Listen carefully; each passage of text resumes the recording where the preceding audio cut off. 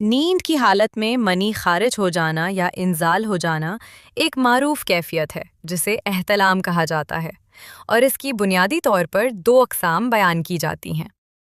پہلی قسم، طبی احتلام۔ یہ احتلام عموماً نوجوانوں میں قدرتی طور پر ہوتا ہے۔ جب جسم میں منی کی مقدار زیادہ ہو جائے تو فطرت خود اس کا اخراج کر دیتی ہے۔ ایسے نوجوان جو کنوارے ہوں، پرہیزگار ہوں اور کسی غلط عادت میں مبتلا نہ ہوں، اگر انہیں مہینے میں 1 یا 2 مرتبہ احتلام ہو جائے تو اسے کسی صورت بیماری نہیں کہا جا سکتا۔ یہ جسم کے توازن کے لیے ایک فطری عمل ہے، اور اس سے بعض اوقات ذہنی و جسمانی بوجھ بھی کم ہو جاتا ہے۔ دوسری قسم، غیر طبی احتلام۔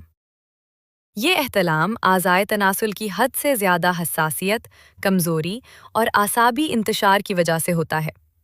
یہ کیفیت دراصل جریان منی کی ایک شکل سمجھی جاتی ہے۔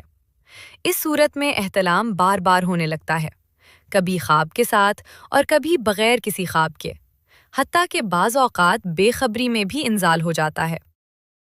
احتلام کی اہم وجوہات: کنوارا رہنا، جلک، خود لذتی یا حد سے زیادہ مباشرت، قبض کا مسلسل رہنا، ضرورت سے زیادہ اور بھاری غذا کا استعمال، سب سے بڑھ کر گندے اور شہوانی خیالات کا پیدا ہونا۔